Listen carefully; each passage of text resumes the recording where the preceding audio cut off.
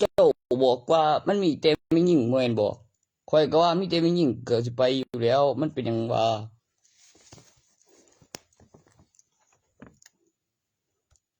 บอกอีกจังหน่อยน่ะบอกเที่ยงความมันก็สิได้บอกดีแน่น่ะบอกก็เฮ็ดคือแบบบอกแล้วก็สิได้ดีแล้วก็สิบ่เป็นบ้าแล้วก็มีหม่องเกาะหรือมีเสียงมาบ่ทักบ่แท้ดอกเบิดแล้วตินั่นหลักฐานก็เบิดแล้วบ่บ่แม่นกูไปใส่ซอยชั่วเองสมหน้ามึงนี่อืมบ่ก็นั่นแหละหลักฐานคลิให้เมียก็เดี๋ยวมันทั้งเอาไว้จันดี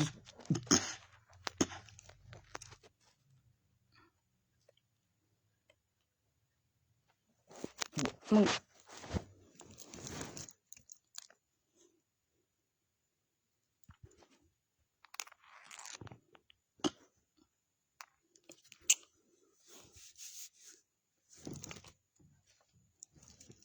จะไปไปยังไงนั่น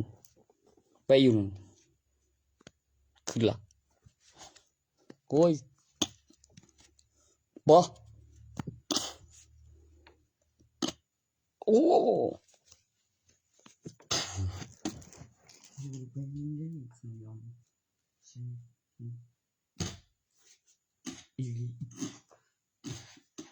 เลขขึ้นแล้วเออ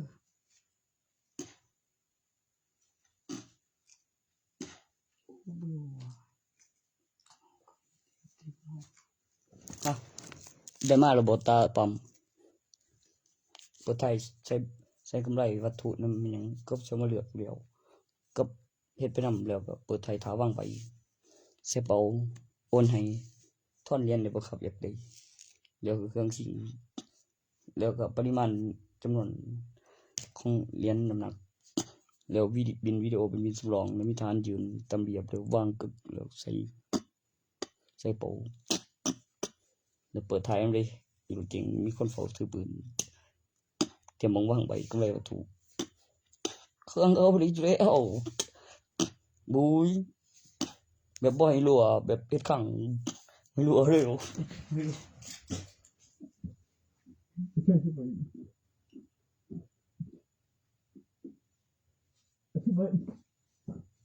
Yeah, yeah, yeah. Nhắm lại.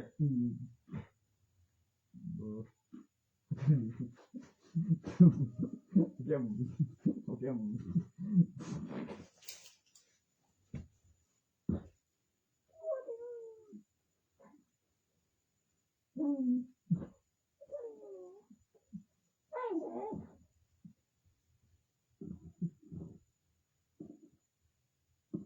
อธิบายจำนวนเหรียญแล้วน้ำหนักนำเนี่ยแบบที่ร้อยกับเหรียญ10แล้วแล้วก็ความจริงเลยยิบใส่กระเป๋าแล้วก็ขั้นตอนแบบนี้เฮ็ดไว้ของปริมาณแต่ละเหรียญเจ้าสินับไว้บ่รู้จักหรือหรือข่อยนับไว้กว่าอยู่บ่จักคือข่อยเฮ็ดมาโดนแล้ว2,000นึงได้104กับสูตรตัวเลขก็เป็นว่า 3,000โอ้บ่ได้100เว้ยกูกำลังวิธีใจกูก่อนแนบ1,000บ่ก็พร้อมกันบ่คำโดที่บ่กูใหญ่ก่อนนั่นที่กูสิเอาคือกันอยู่100เว้ยเงินเดือน60ปีอย่างน้อยเขาก็ตอกบัตรนำล่ะคันบ่ไปใช้มื้อนี้เขาบ่ได้ให้ซื้อเสียสิทธิ์ในเดือนนั้นเขาคือได้ขายเขาจะบ่ล่ะอันเขากูแซมนี่ล่ะจังว่า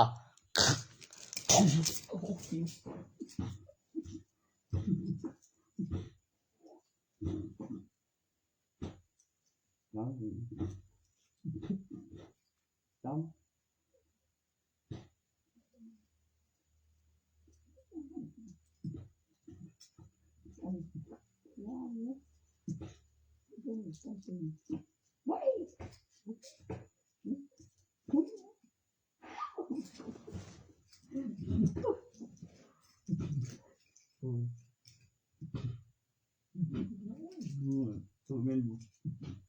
มันคงเป็นเว เลยถูกบ๊อบนี่คนเดียวผมยัง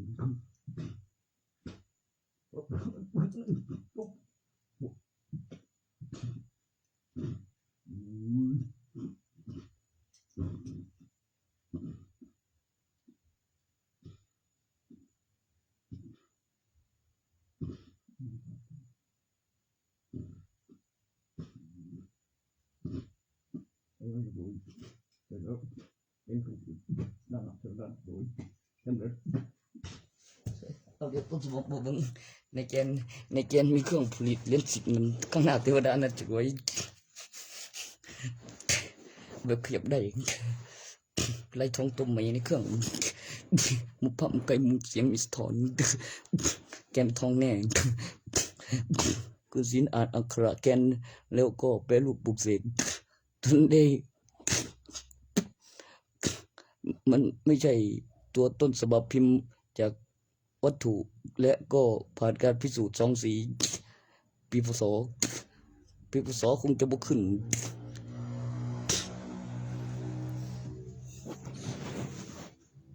รูปทรงการขยายตัวขึ้นทีละ2 ไร่ในจำนวนเต็มของ10 ไร่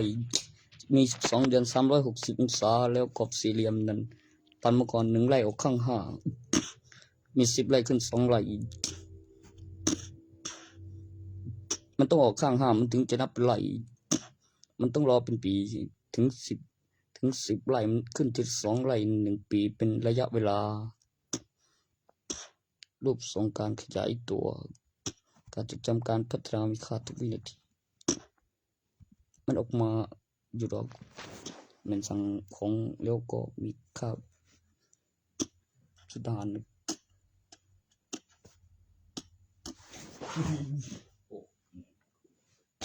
โอ้บอกใช่ไปนะบอกเหมือนบุษนสลายเลยล่ะมึงเอาไปใส่นี่บริษัทที่ในเมืองที่บอกอยู่แถวนั้นโอ้เมื่อเงินอยู่กับธนาคารครบแล้วมันไปใส่สันหวยตัวนั้นก็มีของดีโอ้จะมันโอ้ต้องมีเหลือโยมยังเข้าจริงดิ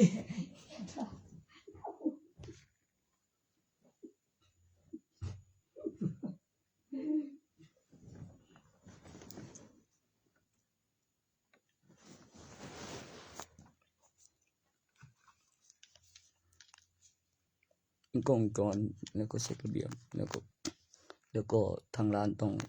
ถืออาวุธปืนด้วยก็ได้แต่ถ้ามึงจะกลับมาบ่ให้แลกนะมีผลมีเสียงเดี๋ยวหยุดแลกเงาจะไปร้านใหม่นะครับเป็นมารยาท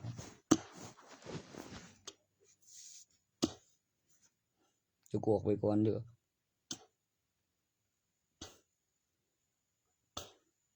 เดี๋ยวเบิ่งถ่ายก่อนมีมาหรือหายไปบ่คือรถ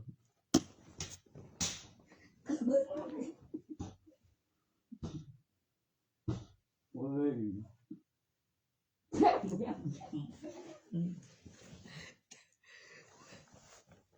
บ่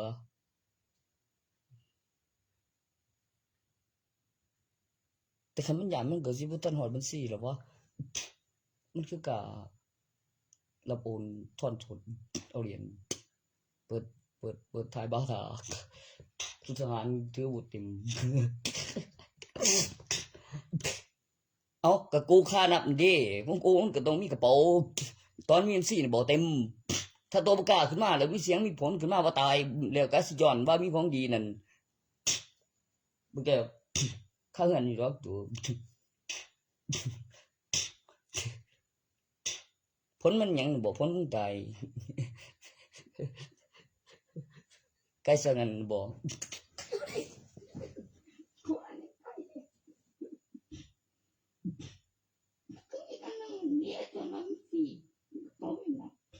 โอ้ปุ๊บแค่ใจตัวนั้นเลยสิก็สิย้อน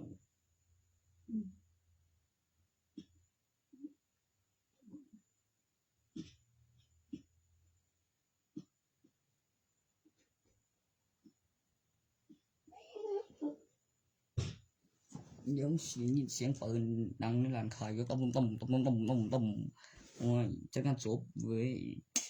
เป็นหยังล่ะก็คือเห็นแดกกูคิดอยู่ว่ามันกำไรมีทุนมีของกับความคิดขนาดกูคิดซื่อๆยังว่าติดกล้องวงจรลูกก็ครบอยู่ได้ล่ะแต่ว่ายาคือออกมาก่อนดู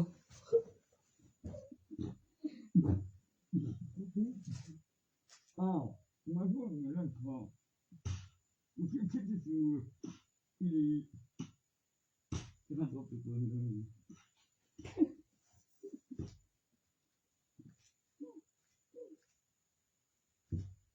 กูโดนแค่รถลงข้านับว่าที่ใจมากูเป็นคนมันคือเธอว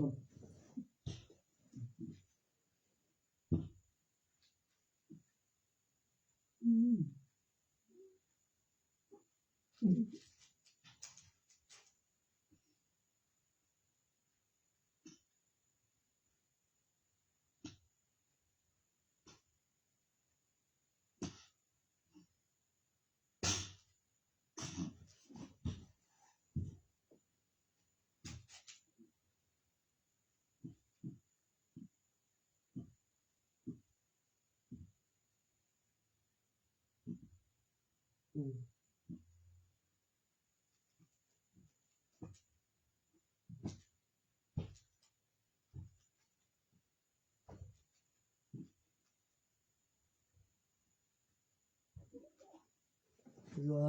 ที่ปุ่นจักงานศพโอ้ย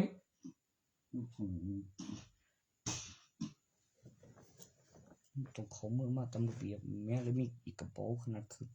เดี๋ยวผู้ย่านกับเดือนกระมูหลายๆบ่ทันได้ไปมีกล้องวงจรในตำแหน่งที่ปลอดภัยพอนับตัวนั้นชั่งน้ำหนักแล้วกระเป๋าเรียงไว้แล้วถือโทรศัพท์นะก็แม่นเว้ยมีบัญชีหยังว่านั่นแหม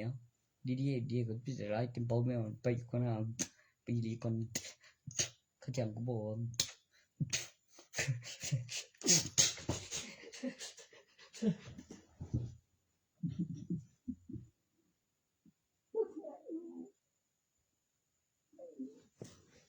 ใช่บ่ว่า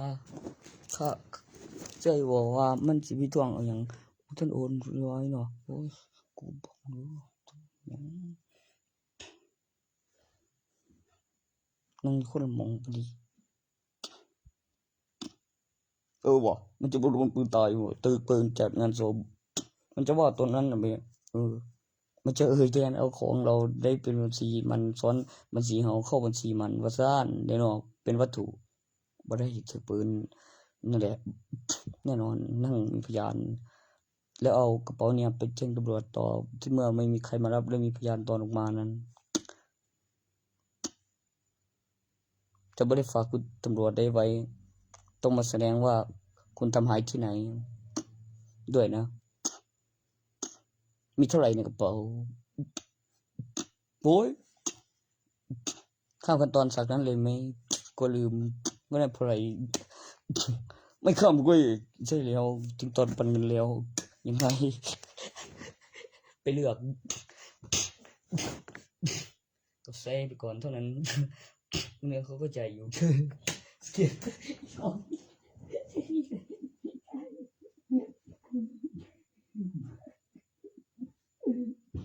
อะไรก็ไม่เล่นก่อน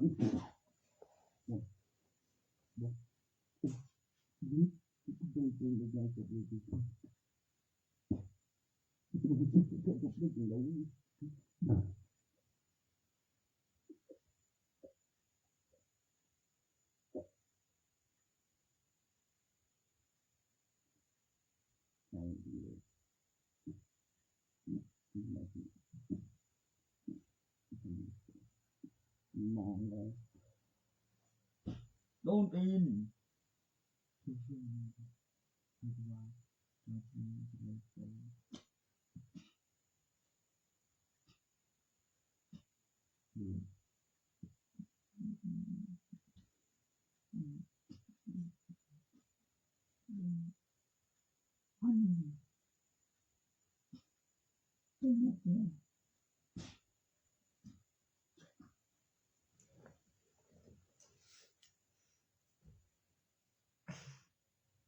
สื่อได้กู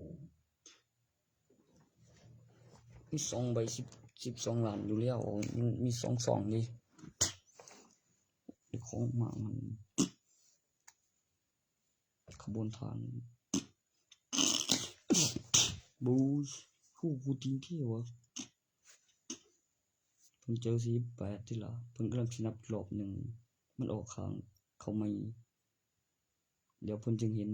2 ใบว่าซั่นแล้วมันก็สิซ้อนอยู่แน่นอนบ่มันสินับไม่ก็คูณมึงคือไวๆเพิ่นสิว่าบอกไว้แนมทันมึงเนี่ยแม่นบ่โอ้ยก็80คูณแสนละธนาคารได้นำ2 ล้านผลิตเต็มใบ18กิโลเป็นใบพันใบหนึ่งโอ้แต่ต้องมีหลักฐานดิสลากใบแบบใบนี่แหมมันว่าแบบหรือแบบใบพุ่นล่ะโอ้กูสิได้รอดเด้อกูบ่ซื้อเว้ยโอ้ทุนมาใบละ8ทุนมาใบละ8แล้วก็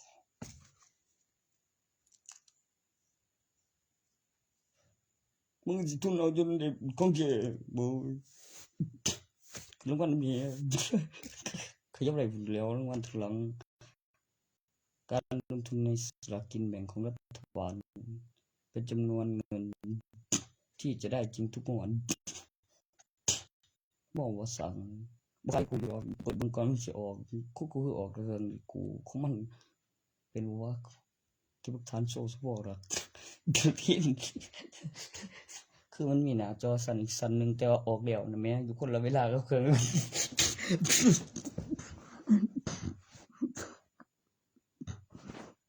โอ้โอ้ใครกูเถียวบ่กูออกแล้วนี่อุ้ยเอ้า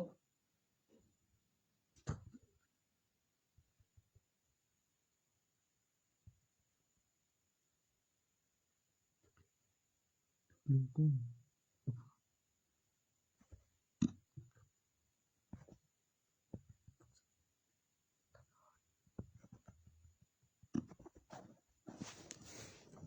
ขึ้นมาไว้ละเปียด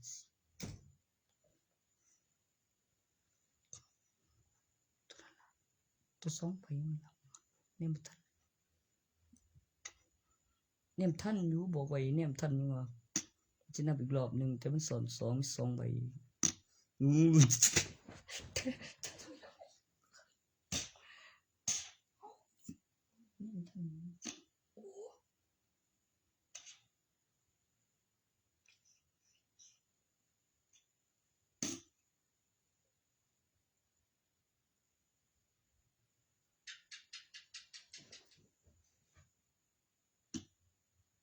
โอ้ใจเย็นจังหากนะเนาะก็เบิ่งชื่อก็ว่ามันนี่ติล่ะรางวัลที่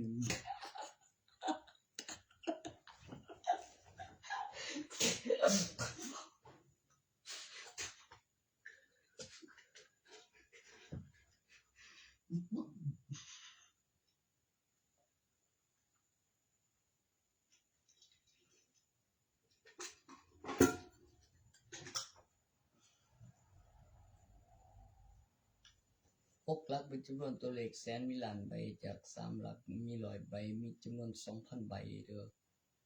ตัว6หลักมันต้องมีจักใบจะว่าเป็นจำนวนแสนเป็นตัวเลขมันต้องมีล้านใบชุดหนึ่ง2ชุดแหมก็2ล้านใบนับแบบชุดล้าน80คูณแสนแบบเป็นตัวเลข6หลักมันต้องมีอยู่1ล้านธนบัตรสลากกินแบ่งต่อ1ชุดของชุด80คูณแสนธนาคารได้ร่วมอยู่ที่2ล้านต่อหลักฐานวัตถุขึ้นรางวัลเมื่อเงินอยู่กับธนาคารครบแล้วมีรางวัลทุกใบเกี่ยวกับผู้ครอบครองวัตถุมงคลก็ด้วยคนที่โชคดีด้วยแล้วก็การสะสมนับงวดเพื่อพัฒนาต่อเป็นตัวเลขเงินจริงและมีเงินและของเงินทอนแล้วนับแบบเป็นงวดแล้วก็มีการปรับของรางวัลใหม่ ไป3ตัวหน้า3ตัวหลังแล้วก็6ตัวเรียงกัน3แถวเป็นตัวที่รัฐบาลที่จะจ่ายเป็นรางวัลที่1รางวัลใกล้เคียงเป็นรางวัลตามมามีอยู่ระดับของรางวัลที่เรียงกันอยู่5รางวัลคือลูกตา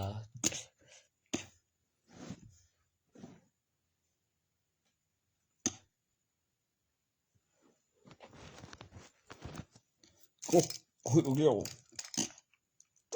ตัวของมัน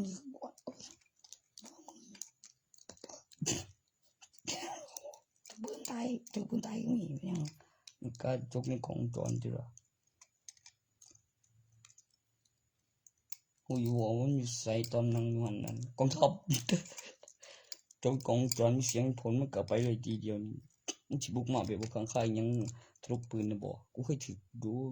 ตัวบินวิดีโอกับวิดีโอแล้วก็มาฮอดแล้วมีผลเสียงบ่แม่นนั่นเนาะบ่แต่คันอีกจักหน่อยแล้วไปมีอยู่เมืองน่ะบ่ตามมาโอ้ยสิเก่งแฮงติสิครูมันแนวใดแหละมันเป็นทหารหรือก่อนนั้นกำลังครูทหารบ่หมออยู่ในคุกยังมีสาเป็นหยังคือเจ้าหน้าที่พนักงานทางธนาคารมันบ่แม่นเจ้าหน้าที่เฝ้าคุกมันเฝ้าธนาคารที่ล่ะมันเป็นงานเขาไปอ้อคือว่าจับจะไปเองว่าบ่ได้เฝ้าคุกที่ล่ะไปจัดการมีผลนำไผตรวจบัตรเก็บบินวิดีโอว่าไปฮอดหม่องแล้วถ่ายรูปบัตรประชาชนไว้ตัวมีเสียงมีในคุกกับในธนาคารตัวใดติงใดจะบอกว่ากดเครื่องหมายเท่ากับในการคำนวณของเครื่องคิดเลขไม่ได้ใช้คำโกหกต่างกับสำนวนที่เฝ้าสิ่งของที่มีค่ามีราคาสิ่งที่เชื่อว่ามีจริงได้มาจริงเฮ้ยเขาจะธนาคารนี่วะจะเนี่ยบ่ทันเตือนตอนออกมาแล้วปลอดภัยบูทมันทั้งนั้นโอ้ยปลอดภัยมันสิว่าได้ฟัง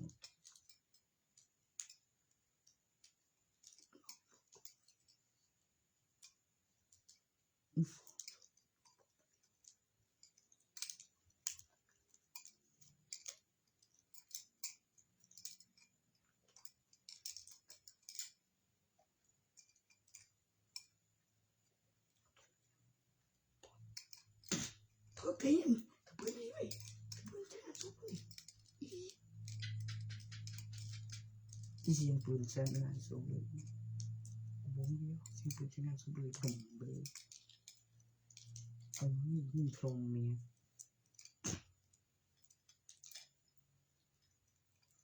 เขาเหยียบให้มือ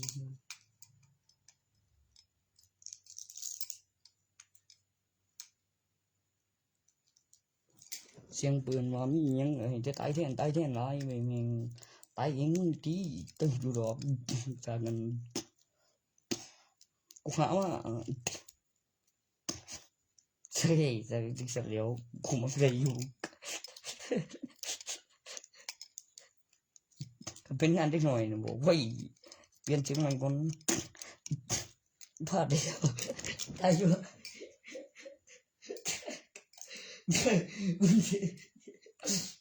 คนที่เลยจะเป็นอะไรเนี่ย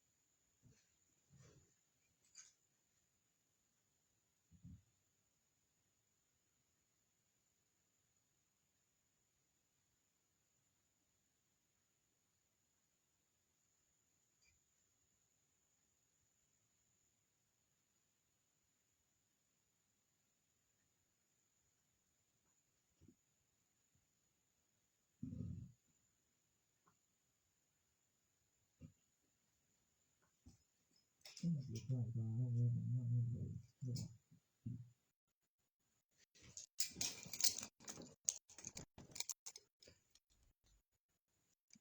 เป็นอย่างเดียวหันบ่วะ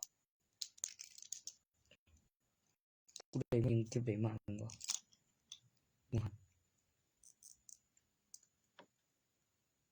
ในใบพันธุ์มีลูกเป็นลูกกูงวะ4-5 ใบเก็บได้ในบ้านมันยังไว้ก็มันใจบุยมันพวงกูเมียนเนาะฮะคือลูกกูมันได้ในใบพันธุ์นึงวะสิมันพ่อกูได้ยังได้โอ้ยกูตี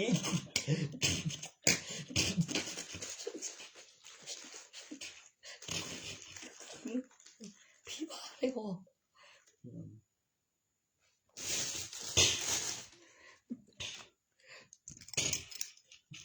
โอ้โห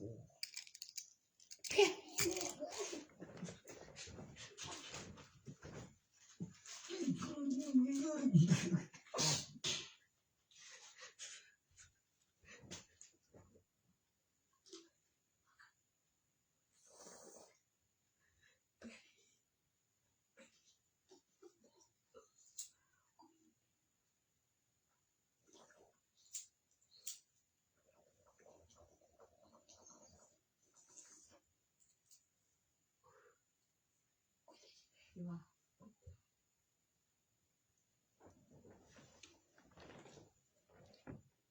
ขายดีกว่าล่ะเอาขายมึงจ้ะตัวบอกไว้กับขืนไว้นั่นเขาจะเอาไปหนังสือมีกำไรแทนมีทุนผมมังนั่งเฝ้าก็มีกำลังแนมจริงๆผมไปหาเหล็กเรียนต่อ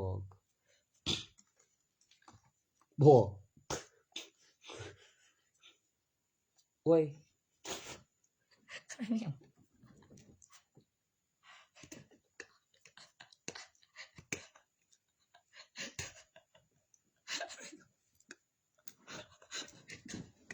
กูกูต้องไปสอบบินก่อน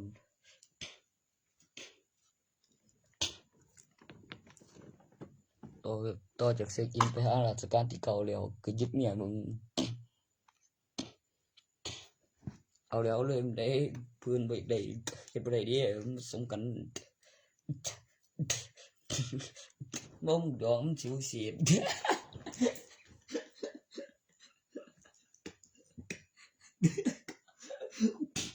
เว้ยมึง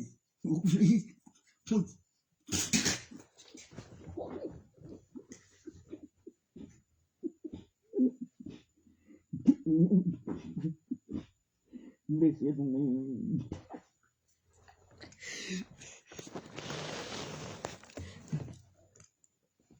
น้ำวิเทิร์นทันไหมวันน้ำแบบใส่น้ำไม่กูใส่สวนให้มันแพงก็ยังใส่ทันอาทันมนุษย์ไม่ก็บอกไว้ก่อนเลยเหมือนทำเสร็จกายสักนั้นเหมือนเอาไปเผาเข้าตรงนั้น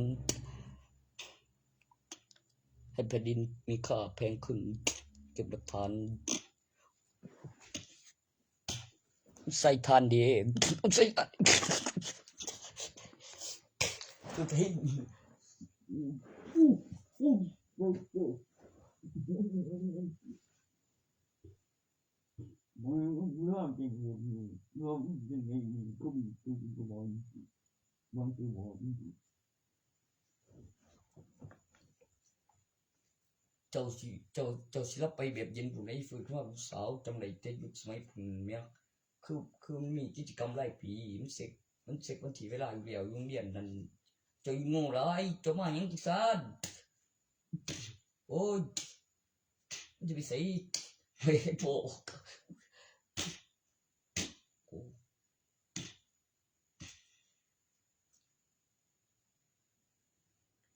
แล้วก็ไปก่อนแม่แล้วก็มาสมนายของซะแล้วเนาะคันแม่นฮู้ก็ได้บ่ก็คือมาเคลียร์ให้ทุกที จดไฟแดงคนได้เกิดใหม่โอ้ยกูดีกูว่าแล้วยังยันเนี่ยมันมันบ่สิดังอยู่ส่วนปลากูเป็นอะไรมันสิเป็นกูเสียมได้ไงเสียมผู้ชายบ่แต่บ่แน่หรอกล่ะเทื่อตัวนั้นมันบ่มันเป็นผู้ชายก็มี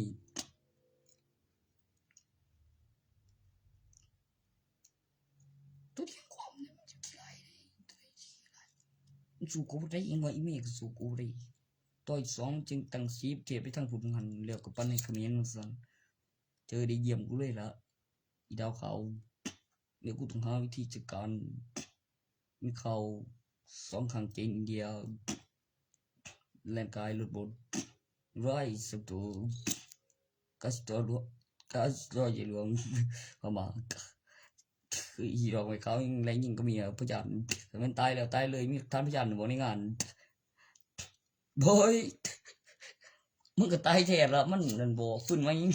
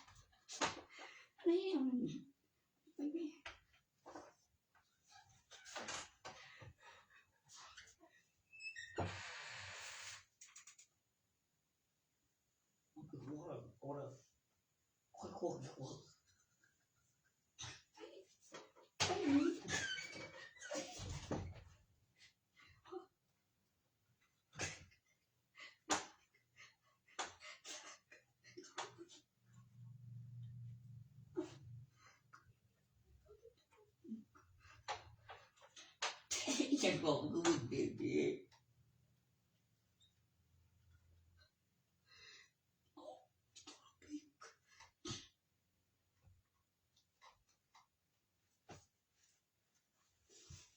กูยังมันจอดรถไป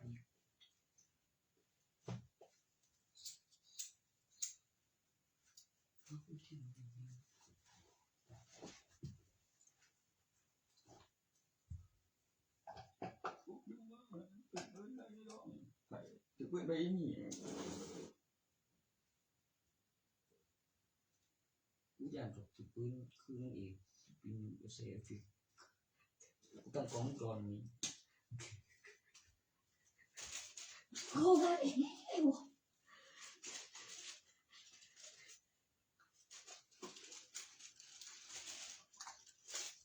คุณจะซื้อบ่ผิดหรอกครับมานี่คุณจะผิดก็มานี่บ่อีคุณจะผิดเมียนดีของนั้นหรอกว่าบ่ว่าหยังคือว่าทั้งสองมันนั่นผู้ย่านขนาดฟื้นมันมีว่าไก่โหจะกินแม่มันเป็นไดเ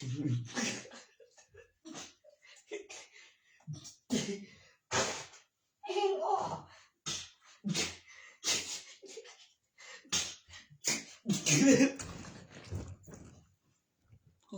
ได้ฟาดหมูน่ากินแม่กูตีหมดกูไปวะโอ้กูไม่ได้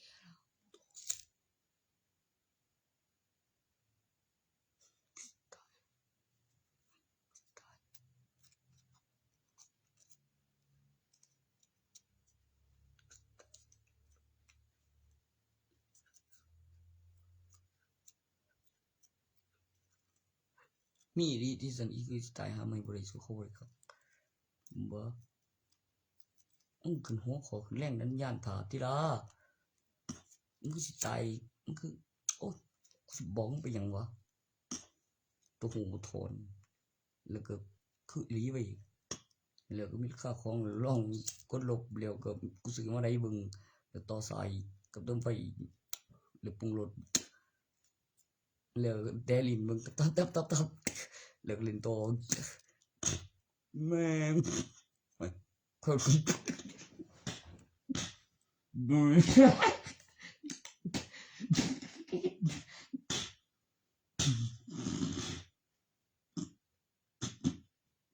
โอ้โว้ย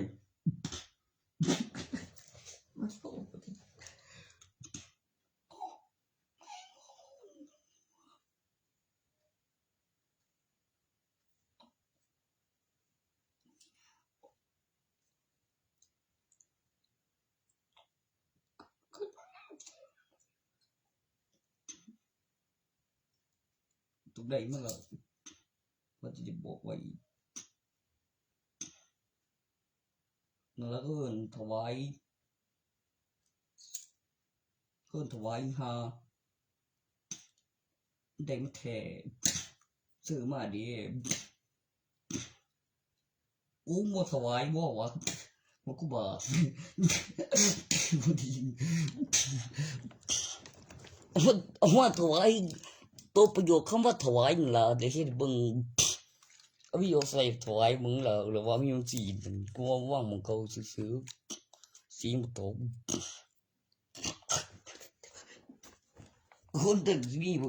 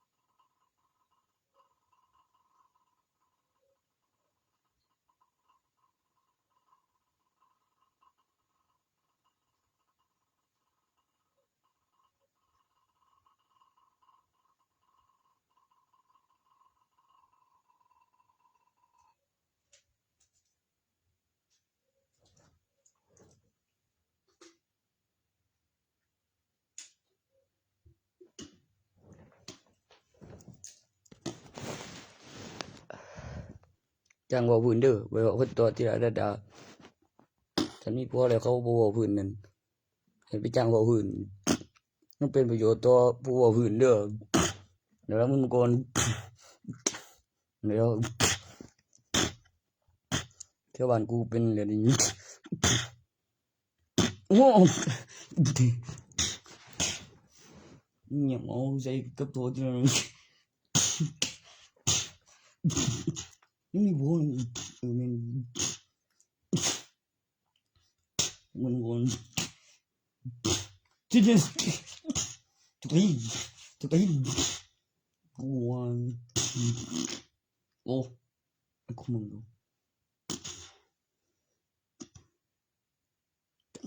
ทางเว้าพื้นข้าตะกูไว้มึงย่านหน้ามาหอเลยลูกเขาไม่เป็นโพดเทส่วนคือ2ดวงอยู่ดอกทิ้งอยู่บัญชีพร้อมกัน2ดวงต่อเลเวลเงิน12ต้องไม่มีทานพยานเอาทานเล็กเงินในการแข่งขันอัดสีจังได๋มึงต้องถูกแท้ของสนาของกูสิจัดการมึง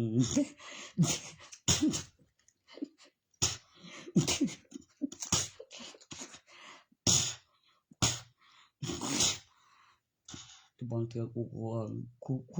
กูสวนคืนเด้อเว้ยแม่นอยู่ในห้องปลอดภัยจังซี่กูสวนคืนก็ทิ่มลูกนำไว้ตายตัวตายตอนสวนคืนมาสู้จริงกูเก็บไว้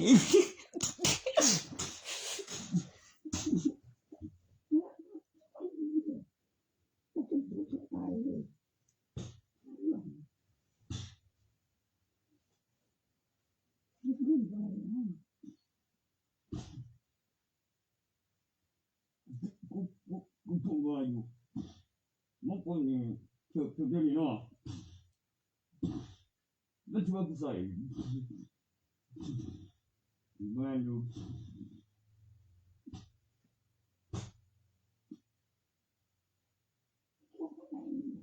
โอ้กูบอกกันได้เดี๋ยวได้หนังจีมันจังสิดีกูจังเสือถือเนี่ยเบ้อมึงเป็นหยังบัดนี้กูก็บอกความจริง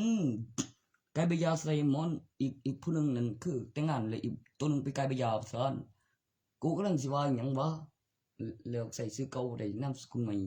มันโอ้เดเต็มเตียแต่บ่รอดดอกกูมันโศกติล่ะเตื้อไปผู้ใดซะล่ะสิบ่แม่นหยังตัวใหญ่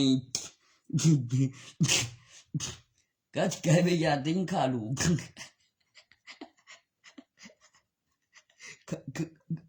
ถ้ามึงรู้มันบ่ใช่มั้ยมันเป็นตัวผู้ชายเห็นมั้ยละมันคักกันนี่ถ้ามันได้ต่ออีกบ่บัดนี้ละบ่ทันได้เรื่องหยังกำลังข้ามักติเมียก็นอนดมบ่นอนฮ้อนบ่พอไปเองก่อนเอาเห็นที่บ่ต้องไปก่อนที่บ่ไป กันแม่นขึ้นในเรื่องแนวตกกับพี่ดีพาแม่หนีพาแม่หนีวะแล้วไปแล้วก็บอกเรื่องอีกหัวกล้วยเดี๋ยวกวนตีนพาแม่หนีทิมรวยปูเลี้ยงคือกินเรื่องยังเห็นไซส์สาขาคือปูนเลี้ยวตรงกลางเลี้ยวมันแม่นมีหลานออกมาใหม่เลี้ยวต้นหนึ่งบ่ไปใส่บัวเขาโรคตาตอนฟื้นเสพยาคือปีนเราอยากเป็นคนที่ยากจะสุดเลี้ยวมันมีลูกเลี้ยวบ่มันก็สิว่าดีมันสิว่าหยังวะลูกนั้นโตมันสิว่าสมพอยู่โอ้ยสมบ่สมสมมอง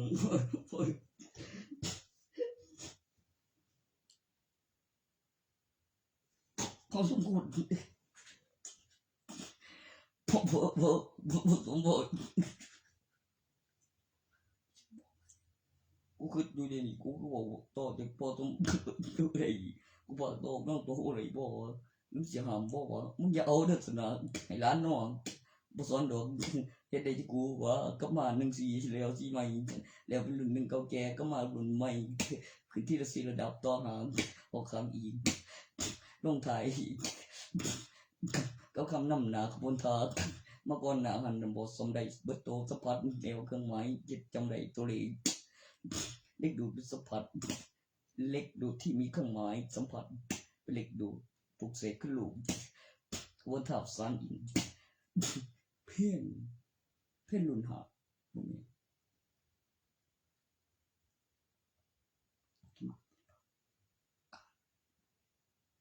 น้ำไม้มีบัตรประชาชนยังว่ามีใบทะเบียนบ้านโคคางิจึงสิได้คือชื่อว่าหมู่บ้านพุ่นตีกันก็พอดวนที่สา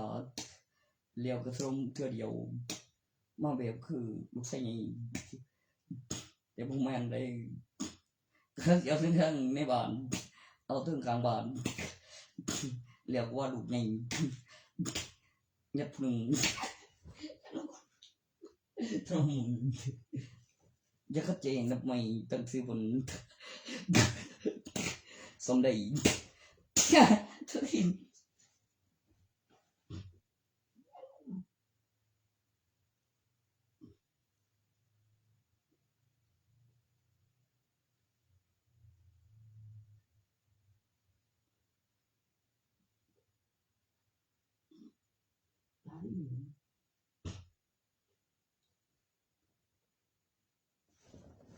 กูตีพ่อได้ขึ้นว่าทันนั้นมึงเอากูไปก่อนเลยโอ้ยบ่แม่นหยังไปหาของมึงมาบ่มีตีนี้ท่าตอนนี้คือว่ามันมึงบ่สั่นโอ้ยมันเป็นแบบไรจังสิมาทำให้มึงดื้อกูเอาคือตึกหินมึงเอากูบ่ฮู้เลยเอาคือมึงสาไปยังสายอีบ่พักต่อไอ้นึกยังเจอมีเบอร์บันเดี๋ยวมีอีหยังอีกคนนะจุงว่าเป็นดำน้ำทุกยินนั่นนี่เรียกกูเดินจากขยะเกิดก่อนมาปีทุกสั่นกับโมเมนไม่มีทีมส่งที่ใช้มาที่คอยมึง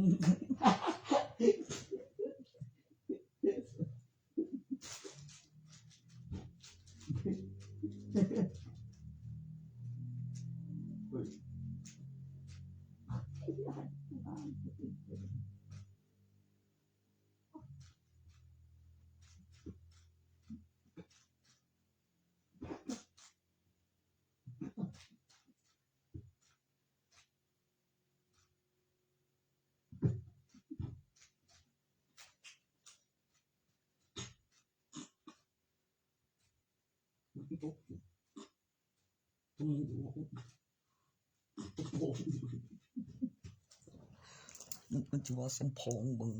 สมพอก็โบเรื่องรูปภาพเดี๋ยวไปคำเดี๋ยววิชาโมเสียนาสามหาออกจากนิเรียนตะวันตัดไปสาวโตเฮ็ดงานอยู่ในห้องโคเคยสมพงษ์อยู่สมพงษ์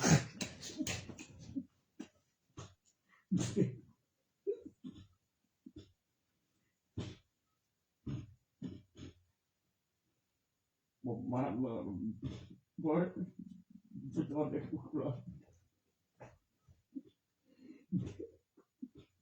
โอ้ยกูเลยเขาเถอะ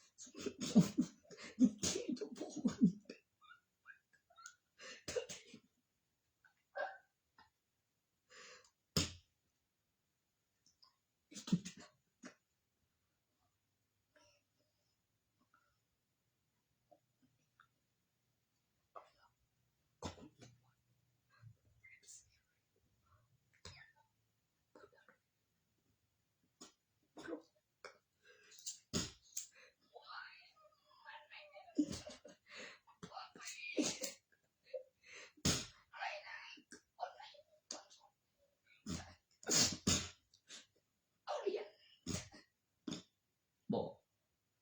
คนให้ตอนสดเอาเรียน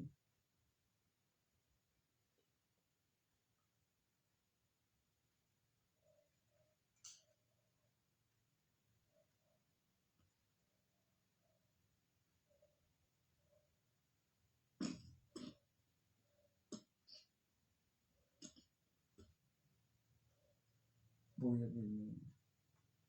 ตั้งแต่ขา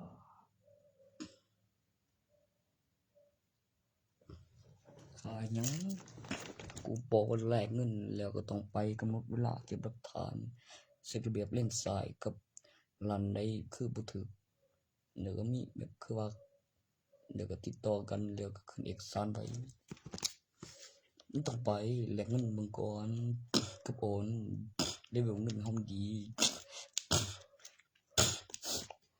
บ่น้อยลงศูนย์สายกับธุรกิจแบบเล่นสายเพื่อคำอธิบายมันทะลื่นอย่าว่าแต่พังแต่บ่ว่าตัวตึกอันใหญ่ตึกนั้นเห็นแล้วครั้งที่แล้วตอนนั้นกูว่าดับสังเรียนหยังชั้นตึกอยู่โดน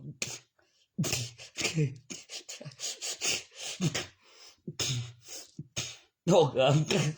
วางดับสังเรียนดับสังตึก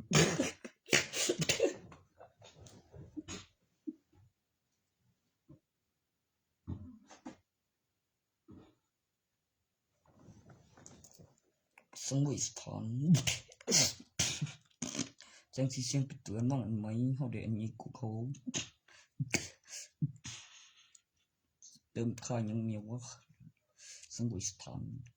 กับประโยชน์เขาแล้วด้วยเขากับได้สถานใหม่กำหนดเวลาจังสิเสียงไปเตือนบริเวณที่มีการปรับปรุงโครงสร้างในคำเตือนเป็นระยะเวลาแจ้งหายภายใน24ชั่วโมงคุณเห็นความมหัศจรรย์ของโครงสร้างอาคารที่ขยับได้ใน1วันหลังจากแสงสีเสียงเป็นเตือนที่พูดกันต้องเอาคนออกกำหนดเวลาไม่มีใครอยู่ในนั้นต้องติดกล้องวงจรความสะดวกทางเข้าทางออกสิ่งธุรกิจเวลาทำงานอุปกรณ์ที่ต้องเปลี่ยนประจำตามกำหนดระยะใช้งานคือได้ขายโอ้เบี้ยวมือนึงเอ้ยอีหลีเซนซิคน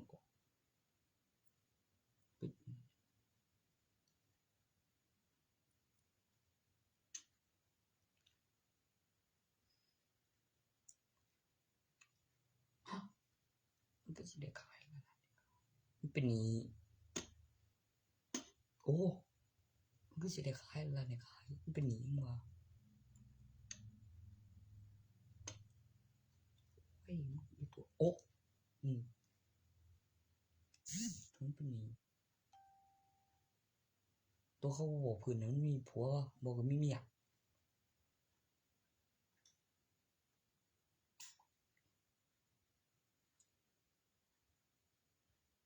ยาถั่ว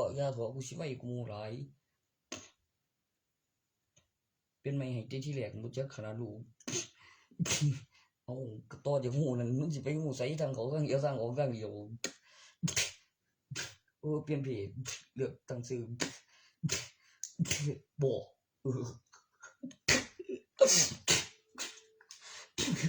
กูว่าจะเปลี่ยนลูกใหม่แล้วนั่นน่ะลูกเสือเนี่ยผมสิตายเต้นหาน้ำยานมันแต่พอลงมันจิตใจเองมันบ่ตีเหตุน้ำเต็มแม่นหัวสาเหตุยังบ่เอาผู้สืบพัดดอกผู้เฮ็ดแทนได้เมืองช่วยแม่เนี่ยก็ตายบ่เลี้ยวเตวิเตียเลยบริทาสามหนึ่งช่วยแม่เนี่ยจุดห้ามแตกอยู่รอบมึงบัดนี้กูนี่บริทาเลยเตวิเตียแล้วก็เสียกูต่อไปจนอดจนตายเว้ยเลี้ยวสะกดไว้เวียเป็นเพิ่นก็สิหูอยู่ดอกถึงว่าเป็นหยังมันก็บ่ทันได้มามันยังบ่ทันได้สุดแห้งแบบไร้สายแล้วจึงออกมาใหม่แล้วคือเพิ่นต้องสอนสื่อคุณแจ้งความหาเบิ่งซื้อในใบทะเบียนบ้านมาใหม่ในทำเนียบบุญจำได้สุดอย่างแม่นมีเมียเอาสามีจำได้หรือภรรยาจำได้อยู่ดอกมันก็มีความรู้สึกปกติแต่มันก็สิมีคักกว่ากันอยู่บ่ไกลเครียดได้เด้แม่ต้องจำได้เพราะตายอยู่ดอกโอ้เจ้าอยู่โอ้มึงยังจิ้มลังไว้ทั้งแบบไร้สายสุดไปได้เอาเจ้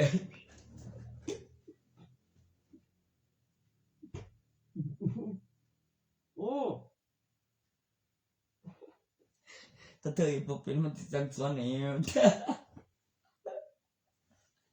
บ่ได้ถึกไว้ก็มีอยู่มันจะเป็นไปได้จังได๋บ่มันจังสิบ่พอมันจังสิจิ้มทันไว้ทางสุดเป็นสายต่อคันเว้าเรื่องเป็นหัวกระเบีย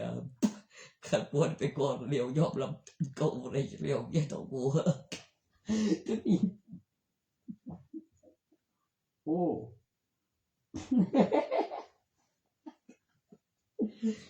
เลี้ยวกลับมามีอำน่ะบ่เลี้ยวเก็บประสบการณ์แกนใหม่น่ะบ่ซะใจเองแล้วมึงใจกูแล้วมึงใจมันเอาหยังมาสู้กูล่ะฮะก็เบิ่งแต่มันเปลี่ยนลูกใหม่ไงเดี๋ยวเป็นหยังมีแต่เขาตะโกกตะเหี่ยว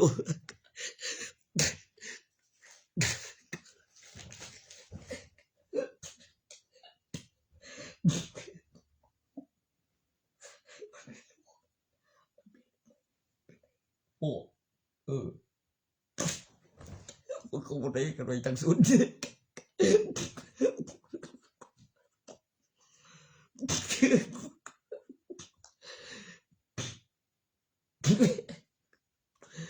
เป็นกูได้อีก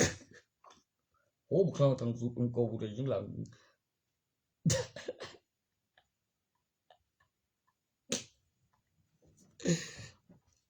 คันมีคันแบบนั้นน่ะแม่คือว่าล่ะคันมีคนมาป้อนน้ำใส่ปากบ่ก็เติมวิญญาณเติมแกนใหม่ให้เธอก็เติมเองกันบ่ได้ต้องใส่เนาะมันใหญ่คันบ่รอมันใหญ่ก็บ่ยันมันใหญ่น่ะแม่คือกูคิดเลยมันต้องเจอวิญญาณมันใหญ่บ่ายมันจะเป็นไปได้จังไดครับผมบ่ผมอยากอาย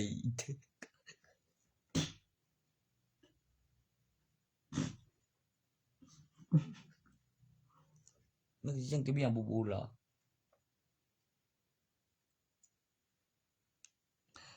คันมันได้แล้วมันก็สิเริ่มเติมบ่ยังพ่อยังแม่จนพยานมีใหญ่เห็นคือพ่อคือแม่เพิ่นว่าซั่นโอ้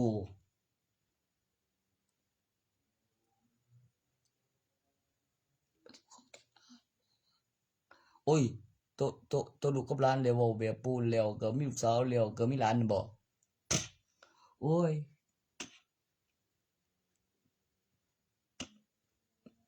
ขี่พายุทะลุฟ้านั่นมึงบ่2มึงล่ะขี่พายุทะลุฟ้า2หลังจากศพบ่เน่าน่ะแม่ไปตีกันเอาหยังสนะสร้างนางเอกตายหลังบ่เน่า กูจะเอาไปเติมวิญญาณเอาเองมึงเห็นมันบ่เนาแล้วยังสิมาบอกแบบต้องตีมึงอยากได้ของกูส่วนแบบมันสุดบ่เสียนให้เงิดเบิ่งมึงสิมาทำท่ารับอยู่ในโรงบ่เนาจังซี่วะกูกูเติมวิญญาณให้เด้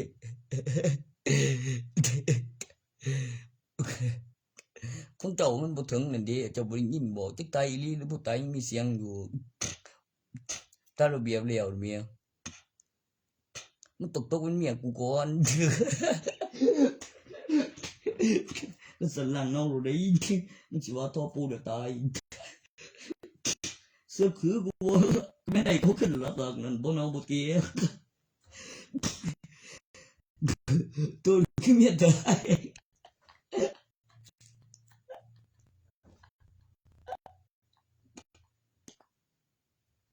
บอยโอ้กูบอกอยู่ว่าเคยเป็นหนึ่งในไตหล่าเป็นหนึ่งในไตหล่าเองเป็นหนึ่งในไตหล่าที่พายุทะลุฟ้าฟงวินโอ้ที่พายุทะลุฟ้าฟงวินเลี้ยวยังเลี้ยวน้องก็ถือปูขาตายเรืออายเรืออายมันยังว่าพิการโตมาเรือเพศเป็นกิเลนเรือเจียงควบกินขืนเรือเขียนปงไม่เรือเพศเป็นเรือน้ำไปขาวเหนียวภูมิผลเสียงกับพิซาก็บอกไว้กับหลังบุษนแนวนั้นเห็นอนาคตเลยมีเสียงบ้านเราตอนเราตอนนี้เราครับอุ้ยโอ้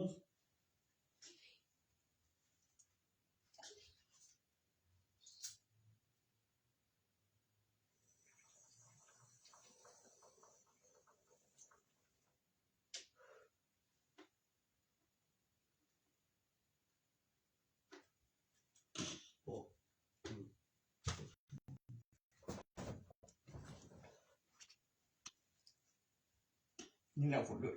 มีเสียงว้าวแปลว่ากีตาร์ตายบ่แล้วไปสิได้กับกีตาร์เสือกขึ้นมาเองขี่สิเบียขี้ไรเลือกเกี่ยวยังกับบักนั่นบ่จะพูดคุยบัง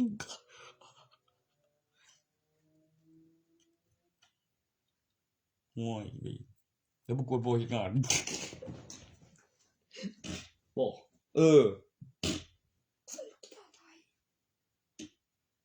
บ่มันตั้งสิไปซื้อเหี่ยวดอกมันจังสิรอดแล้วก็บอกแบบมีค่าสิเว้าโพดแท้แล้วโวยวายออกมาคือมีทางอันเบิ่งอยู่ดอกโอ้ยทางสำรุด เลี้ยวกูกำลังเล่นของจริงอยู่เจอยามสำรุด บุยเล่นของจริงแนวในยิมนำบ่ห่วยเล่นไปทำฟืนไปนำมึงว่าแต่งเอกสาร คือลูกไม้สำรองอุปกรณ์ถอดรถข้างๆซื้อไม่ได้เป็นอวัยวะเติมไฟคือหน่วยใจกอง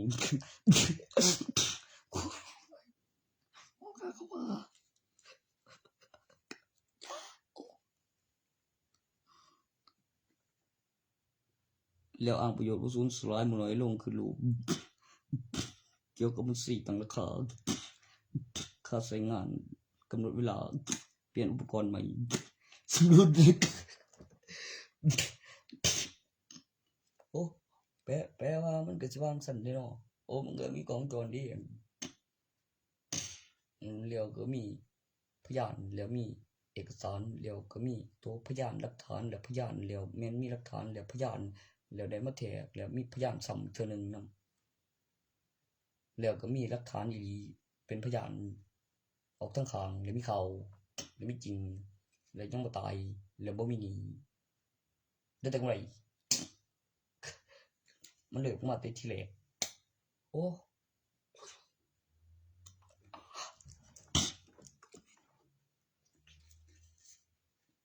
มันต้องบอกเป็นวิดีโอขั้นตอนนำนี่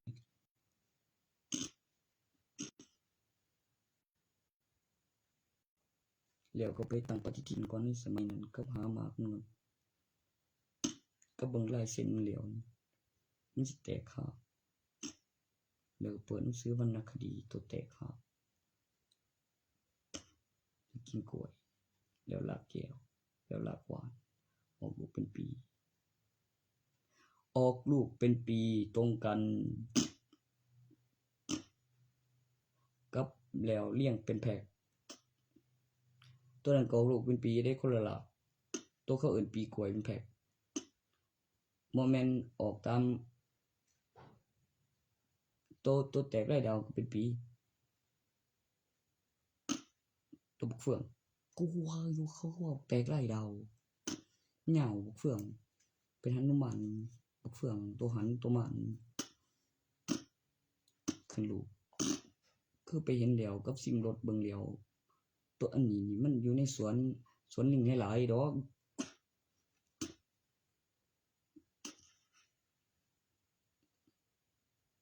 แล้วก็มีต้นกล้วยต้นเฟืองกับต้นกล้วยเฟืองกับต้นกล้วยบ่โอ้มันปลูกใส่แกนต้นกล้วยใส่สมดินแล้ววางแบบแตกงาไผว่าลากแก้วดำดินทะลุรากหวานโอ้เดี๋ยวนี้ข่อยก็ยัง2หน่วย2ต้นยังแตกพุ่มอยู่นะบ่เห็นบ่แตกหักถ่ายรูปหน่วยก็ยังต้นก็แตกแล้วแตกหักต้นใหม่บักเฟืองข่อยบอกอยู่ข่อยถ่ายราคาเดียวยัง2หน่วยยังข่อยยังว่าแล้วเขาก็เอาดินมาถมตามระเบียบแล้วออกมายามมันบ่มันก็เบิ่งทรงแล้วมันบ่แม่นแตกหักแท้เลยนั่นแล้วยังหน่วยบ่ศูนย์ยัง2หน่วยมันมีผลอยู่ในวัดแบบหลายต้นยืนใหญ่ๆมึงก็เบิ่งแนวหยังไผตัดคือบ่ถึงข้างมันเป็นเรียบบ่ซั่นกูเห็นแตกหักแตกเป็นแตกกระจายแตกพุ่มไว้2ต้นกันยายบ่อยบ่ไกลกันหมอก็บอกว่าตีนพะโลหมอเพียงวัดหมอมีต้นใหญ่ๆอีกมึงเห็นบ่นี่ตึกแต่ตัวฮอดพุ่มแตกไปหลักใจแตกแต่ละเพิ่นผึ่งในบ่บูขนาดผลยังบ่สวนมีวิธีปลูกมึงจะเอาบ่มึงจะปลาเหลือมันเยอะถ้าเหลือได้มันสิตอนรากนี่กินหน่อยโตไม่ได้เสียมบวกเพ้อมันสิเคี้ยวออกบ่ได้ถือกินขึ้นถนนพุ่นสั่งทหารให้โบสถ์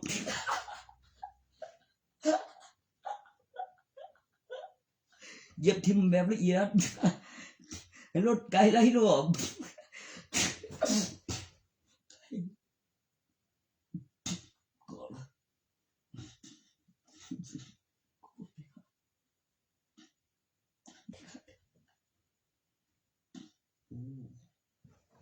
ต้นอยู่หน้าบ้านกูอยู่นี่แต่เอาอีกแล้วแต่ข้างลักแก้วบ่ได้แต่งจริงในยังขาหักโอ้กูว่ามันสิตายยืนต้นครับมึงบ่ได้ไปเบิ่งแตกใบอีกแล้วออกทางไปเบ้ยแตก2ใบซ้อน2ออกทางไปง่ายเดียวไอ้หึงเรื่อยแตกทางไปง่ายเดียว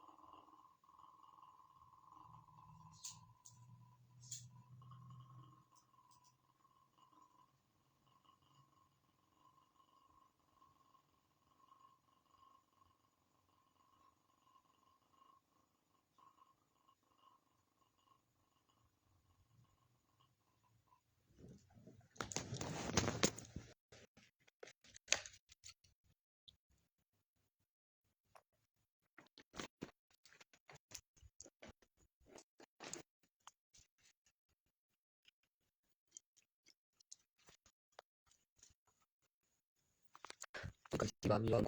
จะไปจนเทคโนหักเกี่ยวยุคน้ำพลานหินแกนใหญ่ขนาดแตกกระจายมันเด็กจุนตายนะ อย่างนั้นมันงามจังมันอยู่ทางสูบขวางทางรถเจ็บถนนต่อบ่ไกลตีเฮ็ดเสียงดังเอาหลีไปกูหูเลยกูสูบบ่หาอนุรักษ์ตัวใดวะมาบอกกวนตีนกูเห็นบ่มึงตีนใดมึงเบิ่งทางเข้าทางออกดีๆเนี่ยมึงสวบผู้ใดบ่บูล่ะจะขานหยังนี่หูตะนั้นมันออกเองยิงแม่เป็นน้ำเจดีสีแดงเจอไอ้ผิดกันได้บ่ต้องมีเสียงบ่วะแต่ว่าเอาพื้นด้านใส่แล้วสั่งเราคือแผนคือเก่าโอ้แม่นเราคือแผนคือเก่าเด้ล่ะหรือใส่เปลืองบ่โอ้หรือพรเป็นบ่วะแต่อีกผู้นึงลูกผู้ศรีมิลานกับตะกุดใหญ่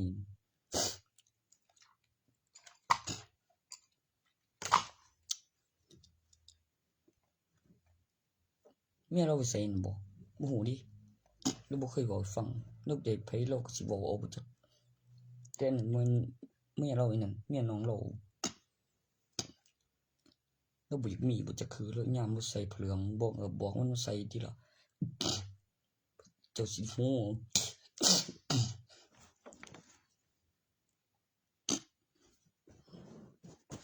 กับสากบิณฑบาตสากนั้นก็บังเอิญเจอ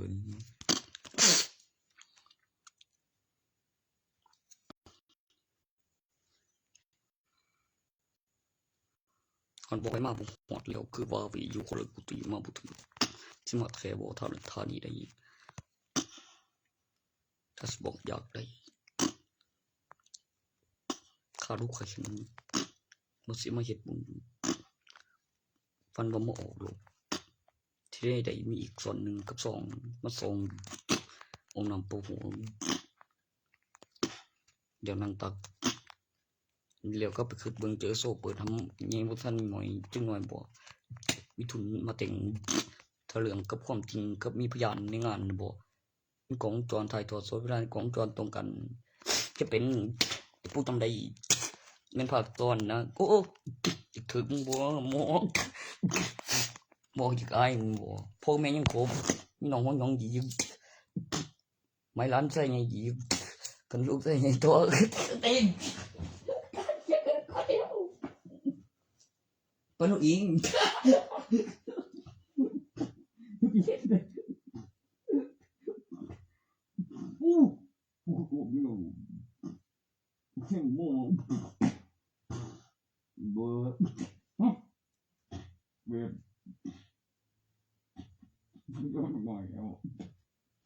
มันมันผีไอ้บางมอกมาเลย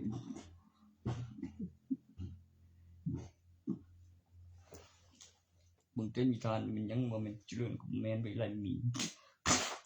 มาแบบขัดคอ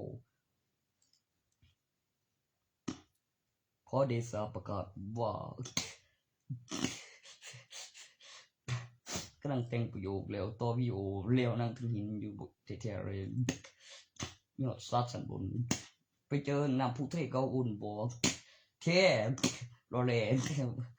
อยู่บ่ไกลนี่บ่มีต้นงิ้วกระดูกแตกหางเป็นต้นคันบ่เรื่องเป็นสัตว์กินพืชแตกต้นเป็นพืชมันมีปุ่มมีน้ำเขาไก่เจ็บมีเสือมีสัตว์กินเนื้อดิมีสัตว์กินเนื้อนี่เสือเว้ยมีสัตว์กินเนื้อ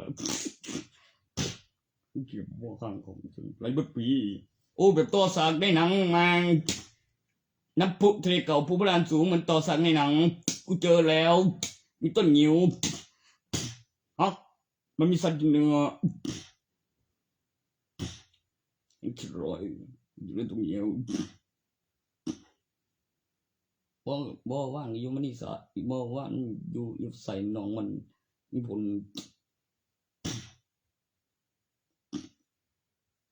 ยักกับงามกว่านางเอกนั่นไปเล่นน้ำบ่หวานเพิ่นไปหาต้นละก่อนอีหญิงสิไปฮอดบ่อีห่านก็สิตึกใส่แลบคือทางเดียวทางลงทางเดียวเขาคงบ่เลยตึกแบบข้างในบ้านแบบข้างเรียนบ่แม่น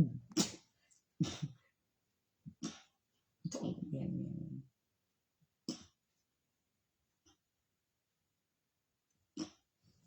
มันชื่อหยังวะตัวนั้นโอ้ยมันก็เบิ่งเจดีย์เด้ล่ะกับนามสกุลมันยังบ่ได้ใส่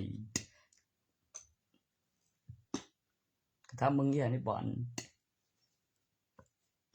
มันสิสนใจอยู่บ่ว่าบางมื้อใส่สุดกูนำ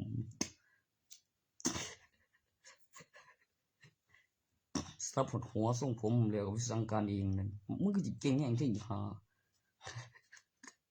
โตใส่สุดอีวุ่นหน้าไหมจะจ้าเลยกันมันใส่สุดพยาบาลบ่เมื่อก่อนเลยอีทั้งนั้นตีเอานั่นแต่มาบ่ฮอดนั่นแหมตีบ่ได้เธออยู่ไกลกว่าเขาอยู่ทางไกลบ่คือดันต่อยก่อนสิขึ้นแบบบันไดเดี๋ยวแฮงโอ้ยเดี๋ยวมีพยานทั้งข้างคือตุ่นคือตุ่น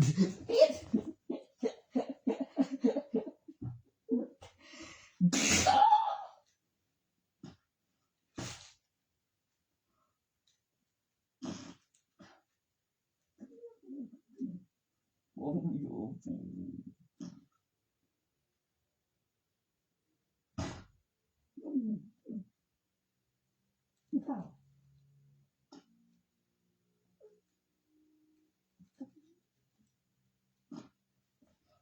ngọc của bạn vừa tôi thành đầm mẹ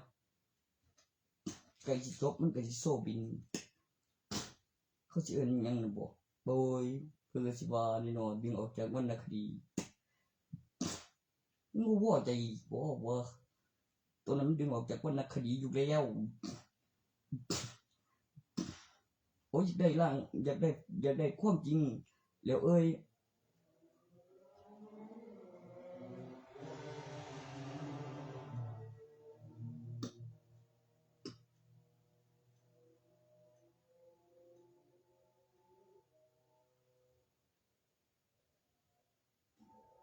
มันว่าอีกคุณหญิงนี่กูก็ว่าอยู่ผีฟ้าสันสถานบ่สูญสลายในน้ำแก่นเป็นหยังก็คือผีฟ้าเนาะผีฟ้ามันว่าก็สิบ่ล่ะว่าอีผีฟ้าอำเภอเดชบ่เรียนแบบไผผีฟ้าเป็นหยังคือชื่อผีนี่บ่ให้เหลือแต่ผีให้เอิ้น2ประโยคเด้เจออีแฟนๆอยู่ดอกหลานสาวมึงอีสันถึงสันหลัง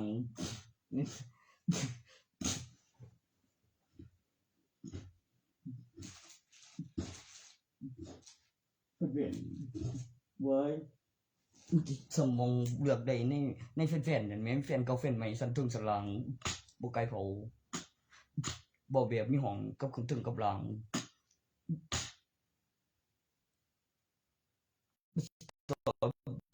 พูดล่ะกูบอกเลยเพราะต้องรอยนี่เปลี่ยนคิดกันบ่โดนบ่สมมุติมันจำได้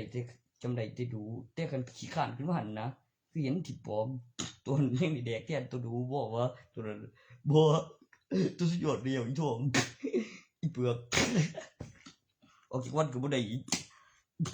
นี่ใจอีพอกินเที่ยงกินคนงามส่วนบ่ก็เป็นแต่เจ้าทีล่ะตัวมันมาน่ะบ่กาสิมาเว้าให้ฮู้เรื่องกายสักนั้นสิเอิ้นเมื่อมันหยังเสียแกนสิทิ่มปอบมึงเหลือแต่เปลือกสิแนมบ่ทันว่ากูบ่เอาคืนตอนใดในซื่อนั่นคือเป็นหน้าบังแกนหาบ่เห็นเขาเอิ้นหยังปอบก็ยังตายแล้วประหารบ่สูญสลายยังเปลือกตาปีนปากปีนได้ยินเสียงอนาคตโตก่อนหน้าหันยังแกนหัวหลุดบ่ได้หลายโอกาสดอกคืออีวันทองแล้วหัวเด็ดไปแล้วสุดจินไทยนอนซากบ่ว่าของคุณเพลงเพิ่นบอกมากเกินไปแล้วบ่คือจังสิเอาเองกูสิฆ่ามันกูสิห่อเองจังไปเลือกแม่ใหม่ใส่เพจแล้วแต่งไปนำพาเอาคันว่าลูกกูท้องใหญ่กูสิห่อใส่ถุงไปแดดนี่เผาสดล้นกรอบเก็บแห้งตอนบ่สูญสลายน่ะบ่ก็บ่เบิดอายุเห็นอนาคตเลยเบยพวกเอวตัวกินฝันดีท้องใหญ่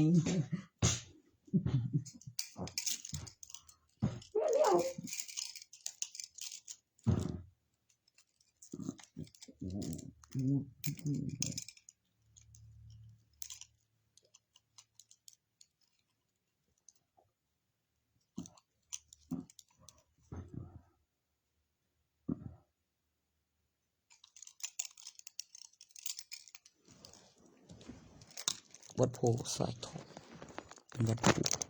โพสายทองมันก็เป็นภาษาพม่ากับอินเดียสิกูคือ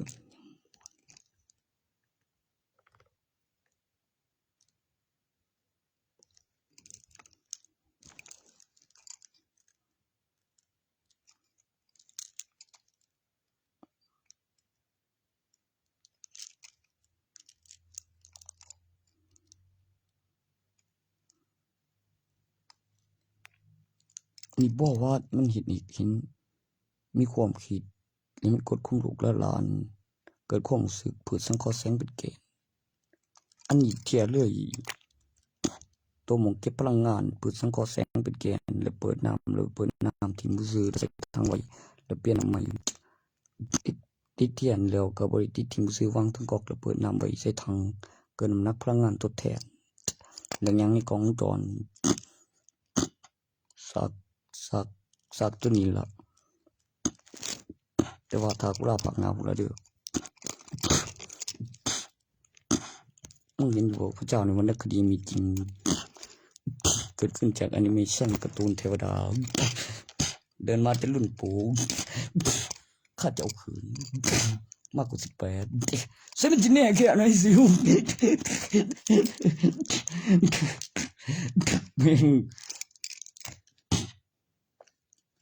มึงหลังบ่นมึงหาไม่ห่างตายเข้าเดียวน้องวัฒนธาบ่ไปจัดสวนไว้ตรงห่างมึงแต่ลูกมันยังเสียดล้านตัวโอ้สามีผู้ที่สอนก็โอ้สามีที่จะเรียกกับเราเดียวที่สอนสองบ้องตรงรับผิดชอบเอ้ยมึงนั่นผู้ย่อมเอิ้นแมวนั่นต้มสอนตัวหนึ่งน่ะเมียคือเสียวแล้ววันนี้ ตัวนั้นล่ะมึงจำบ่ได้สิจังได๋มันเป็นไผตัวมันเป็นรอยนั่นเบียมึงฮู้บ่มันเป็นหยังมันขาดเอ็นที่ล่ะผัวมันตายเป็นหยังเลยเป็นรอยเขาเอิ้นหยังขาดเอ็นไม่เป็นคือหยังคือเด็ดเอ็นร่วมไม่สัตว์หนาคันแม่นร่วมเตื้อประตูเลี้ยวจังสิสมราคาเอ็น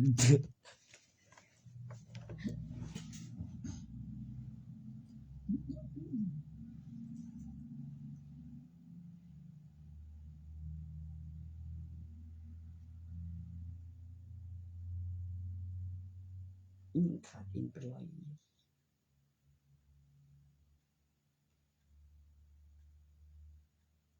มันขาดเอ็นเป็นรอยอยู่บ่มันยิงมันขาดเบิ่งการ์ตูนก็เล่นเกมที่กับเช็คบิลก็บอกไปนำกับผลก็เป็นตำรวจกับแม่นกับคำนวณลงทะเบียนซิมมีบัตรประชาชนลงทะเบียนซิมกับทิศทางใบทะเบียนบ้านแล้วย้อนอิหยังแล้วมีบินไกลๆแล้วเบิ่งการ์ตูนไปนำแล้วฟังอีกทางหนึงแล้วก็มีเสียงขึ้นมาแล้วก็บันทึกวิดีโอแล้วบอกไว้การรักษาบำบัดแล้วเก็บหลักฐานแล้วเฮ็ดประจำแล้วเฮ็ดไปนำเสียนเดี๋ยวโดนก็โซทนหัวกันแน่นกลายพี่กูจานน้องการ์ตูนตัวคืออยู่ๆมันบินปีกูเสียหยังน่ะบอกห้อยกูว่าบ่ได้แล้วกูก็บ่ยอมใบทะเบียนบ้านต่อจากบัตรประชาชนที่คือมีเบิ่งปานนั้นเอกสารสำคัญมีหลักฐานพยานแล้วมีหลักฐานพยานเถียแล้วมีหลักฐานพยานต่อจากพยานเดียวก็ออกข้างในทองมันมาไล่ออกข้างหาแล้วกลายปีหนึงขึ้นทุนมีวงตะของมีเจ็ดที่แหลกบ่แม่นไผเอามาเองในทอแล้วมีรุ่นถัดไปลูกพาลูกมาเปิดวิดีโอเฮ็ดเป็นจะเรียนมันก็ได้มาแล้วบางคงยังออกข้างหาบ่อีฉันยังโตทั้งนั้นผมว่า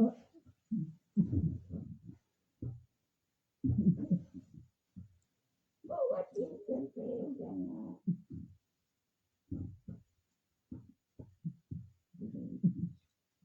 แล้วเดิน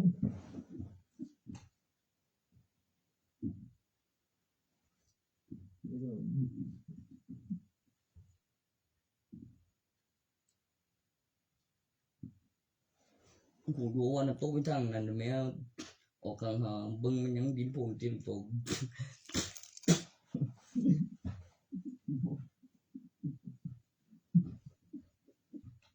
เบย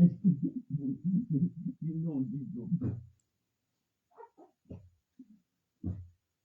พ่อก็บอกเจ้าเลี้ยวไว้บอกยินโดนยินโดนอยากยินโดนมันโตเขาคล้องเองอยู่แล้วเขาคล้องเป็นเขาเรียกหยังบอกคล้องเป็นมันก็ว่าตัวคล้องทั้งหลังเป็นคล้องเป็นเขื่อนเลี้ยวกระตกเลี้ยวตามฤดูกาลแล้วบอกไว้แล้วออกแบบแล้วก็ให้แล้วก็ให้เขื่อนบ่ให้เฮ็ดให้เขื่อนบ่แห้งมันชิดเหนียวได้วะคือบอกฝนตกมาไหมเว้ยน้ำเต็มให้เขื่อนไหลตลอดคุณน้ำมีเขื่อนคือฝ่ายกันน้ำนี่แม่ไหลตลอดเบิดปีเดี๋ยวบอกไว้ฝนตกลงมาไหมน้ำไหลเบิดปีพอได้รับสนามต้มเย็นป้าวางไข่แล้วแปรสีแล้วทำเจ็ดกับตัวใหญ่กับแห้งกับบ่มีเจ็ดกับบ่มีเจ็ดแล้วก็คือมีสนามระดับสันอุณหภูมิและสันบนเป็นตะลิงแล้วมองต้มเย็นวางไข่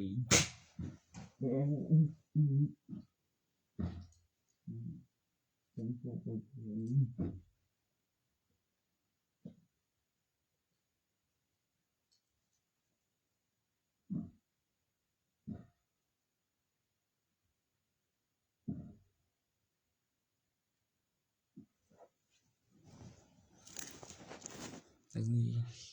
สงสัยยืนหลักฐานพยานนำมาจากนั้น ผมไปกับพยานเฉยๆผมจำได้ตอนเตรียมพอดีนั่งเรือด้วยครับ คือสะพานบนนี้แห่งกันนะแต่ก็คือยาวอยู่แต่ก็แม่นมีคนหูนะบ่กูก็ว่ามันอยู่หันโอ้ยข่อยก็ว่ามันก็คือหอดเฮือนนั่นล่ะมีกล้องวงจรถ่ายทอดสดเวลาในกล้องวงจรตรงกันแล้วถ่ายทอดสดตำแหน่งที่ปลอดภัยปานนี้มีทางเข้าทางออกแล้วของทั้งพุ่นแล้วทั้งพุ่นแล้วทั้งข้างยิงคนยังบ่ตายตัวนั้นบ่มีมือมีตีนจินตนาการแล้วเกิดความคิดแล้วเกิดจำได้นำบ่คือหูบ่บานทั้งนั้นอยู่ดอกไปหาเฮ็ดคนกันนะตอนคิดบ่จงใจบ่แม่นบ่พอใจไปมือก็เอาลูกบ่ก็สิออกมาพร้อมรถยี่ห้อใหม่แต่งบ่นั่นแต่คิดบ่ออกกับถ่ายหยังบ่ได้นี่กำลังสิตอบตัวบ่แม่นบ่ยังไปหาผัวได้มาแต่ลูกพ่อสิขาเขาคือได้รถมานอนตั้งหน้ากับขวดนมเสยมันอยู่มหาวิทยาลัยหยังว่าก็มัธยมบ่ฮู้อีหลีท้องนี่บ่ไปถัดไปนี่บ่กันแม่นเป็นเรื่องบ่คืออีห่านี่ซอยมันเอาไปกักไว้แต่อยู่ในป่าในบ้านมัน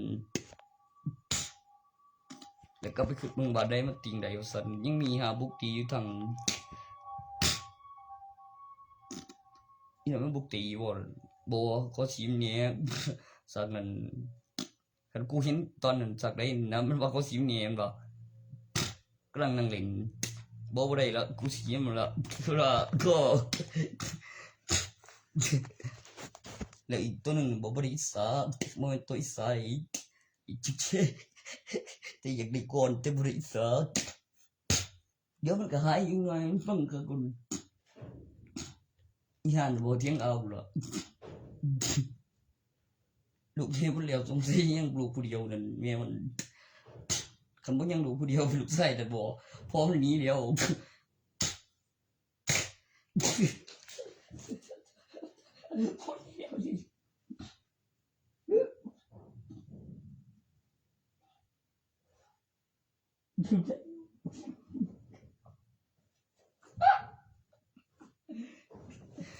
ใช่เดียวเสียหมู่บอกว่ายังใช่เดียวเสีย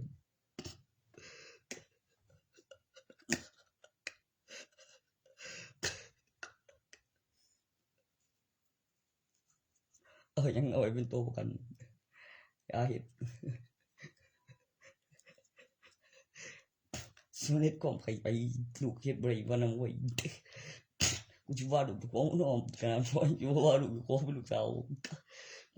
โอ้ไม่น้อไกลสักนั้นแล้วมันสิไกลอีก10ปีอยู่แล้ว14ครั้ง28ไกล10ปีมาแบบ28ด้วยกับมาไกล10ปีคือมัธยมนับอีกบ่มหาวิทยาลัยกำลังเก็บประสบการณ์บ่ทันถึงปริญญาด็อกเตอร์สกอยหลุนแมน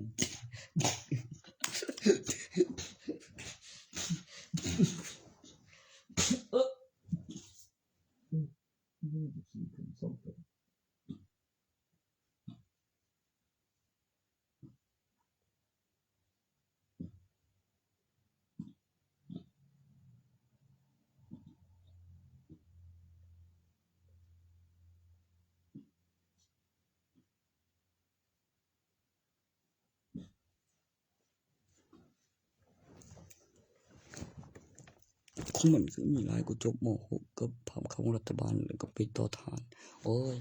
ก็ไปต่อทหารแล้วมันเอาเงินเดือนใส่มาจ่ายแล้วมีผู้ใหม่ผู้เก่าประวัติก็บ่เก็บเลขบัตรประชาชนมีผู้ซ้ำเผลอๆอยู่แต่เจ้าของเหลือเอาแต่เงินเดือนแล้วเว้าดีแล้วข่มเหงตีครูตีนี่แหมกูมักหลายคือสมมันครูตีปิดปากเจ้าฮู้อยู่บ่ว่ามันครูตีปิดปากเอาซื่อมันผิดกฎหมายเสื้อขาวนี่กูก็เลยออกข่าวเองเนี่ยแล้วฟังแหน่ในข่าวมึงกับมันสิเปลี่ยนยุคสมัยไกล10ปีนะมึงจำได้อยู่บ่เสียงหยังบ่ตัวคือบ่มีแต่สากันตัวอายมึงคือสิถามสีดีกูเลยกลับไปคิดเบิ่งจังสิจริงเบิ่งแล้วเว้าฝันเห็น เลิกเรียนในเฮือนพออยู่โรงเรียนมันเฮ็ดหยังล่ะมันก็อ้างหลักฐานจบปริญญาติล่ะกับหลานมันก็ใหญ่โตพอเฮ็ดท่ามีห้องอยู่โรงเรียนทุเตงแม่งจะจัดการตาไป